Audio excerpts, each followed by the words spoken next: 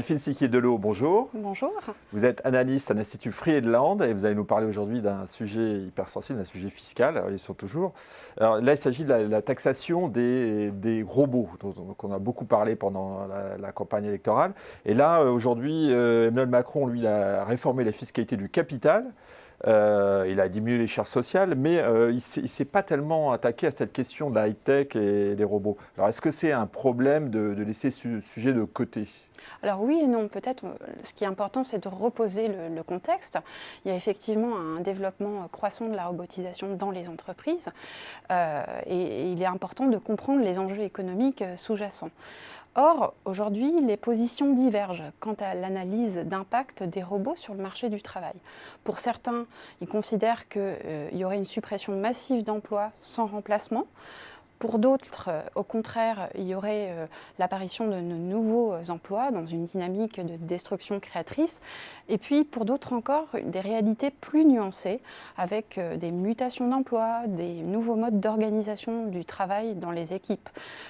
Et ces divergences de position se traduisent aussi dans les données dont on dispose aujourd'hui sur cette analyse d'impact des robots sur le marché du travail. On a par exemple une étude d'Oxford de 2013 qui évoque que près de la moitié des emplois seraient menacés. On a une autre source au niveau purement français du Conseil d'orientation pour l'emploi qui parle plutôt de 10%, et des études de 2017 de l'OCDE et de McKinsey qui parlent plutôt de 15%. Alors c'est une moyenne entre plusieurs États. Donc on voit que les chiffres sont variés, même s'il y a un consensus sur le fait de dire que ça dépend des pays, ça dépend des secteurs d'activité et également des compétences impactées. Donc derrière la robotisation, on a plusieurs réalités finalement et peut-être plusieurs solutions à trouver. Alors justement, que faudrait-il faire? Quelles seraient les solutions? Alors, en fait, tout dépend de l'hypothèse que l'on retient, l'hypothèse de départ. Pour ceux qui considèrent finalement qu'il y aurait des destructions massives d'emplois sans remplacement, ils trouvent dans la solution de la taxe robot une solution optimale. Pourquoi? Parce que finalement, cette idée de taxe robot, c'est l'idée d'aller taxer l'activité du robot sur un salaire hypothétique du robot, comme si un humain avait travaillé à sa place. C'est comme si on taxait le travail, quoi, puisque le robot remplace le travail, on taxe. Exactement. Dans cette idée, comme la taxe sur la valeur locative d'un propriétaire qui aurait hypothétiquement loué son bien. Il y avait eu ces réflexions-là. Elle aurait une vocation donc purement budgétaire pour venir combler ces pertes de cotisations sociales. Néanmoins, elle pose une série de questions techniques, et de nombreuses même questions techniques à plusieurs niveaux. J'en retiendrai deux. Au niveau du redevable déjà, qui la paierait? Le propriétaire légal du robot, le robot lui-même? Il y a des débats sur attribuer une personnalité morale au robot, ouais. C'est des questions en cours. Et puis aussi au niveau de son champ d'application.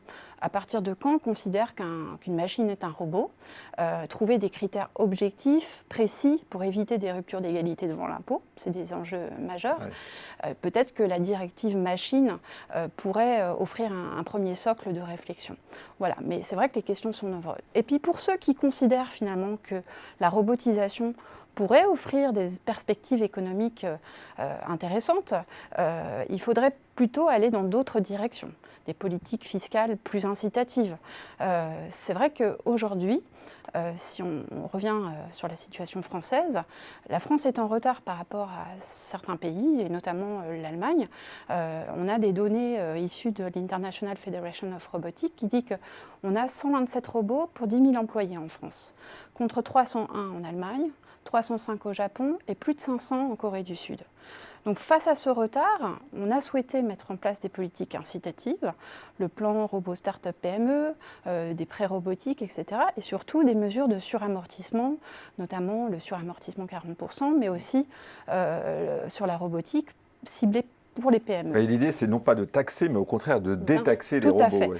Et d'inciter pour justement développer et aider l'entreprise à se lancer dans la robotisation, ce qui a produit des effets économiques positifs pour certaines entreprises qui se sont lancées et qui ont même évité la délocalisation, voire même relocalisé en France. Alors, juste pour donner un petit exemple différent, sur la Corée du Sud, qui a mis en place des dispositifs incitatifs également, s'interroge sur ces questions.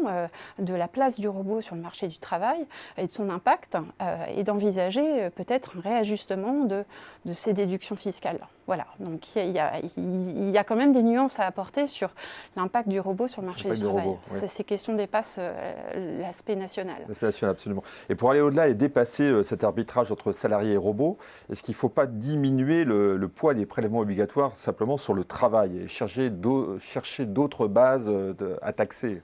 Oui, je pense qu'effectivement, il y a d'autres solutions pensées autrement. Il y a effectivement l'idée de déplacer en fait la fiscalité vers des assiettes les moins nocives possibles. Et donc, taxer davantage ce qu'on va dire le bad, comme la pollution, l'épuisement des ressources, pour alléger le good, le travail, le capital, puisqu'on sait la place que les cotisations sociales pèsent aujourd'hui dans les prélèvements obligatoires. En tout cas en France, c'est à peu près 24% et 16% du PIB. Donc c'est une place importante, et d'essayer d'amorcer ces déplacements d'assiettes, ce qui n'est pas chose aisée et pose aussi d'autres questions. Un autre point serait aussi de se dire, finalement, la robotique participe de la numérisation de l'économie, ce qui invite à s'interroger sur les nouvelles chaînes de valeur, sur la façon de capter la valeur ajoutée. Ces débats sont aussi à un niveau international, au niveau de l'OCDE et de la Commission européenne, et dépassent largement les frontières.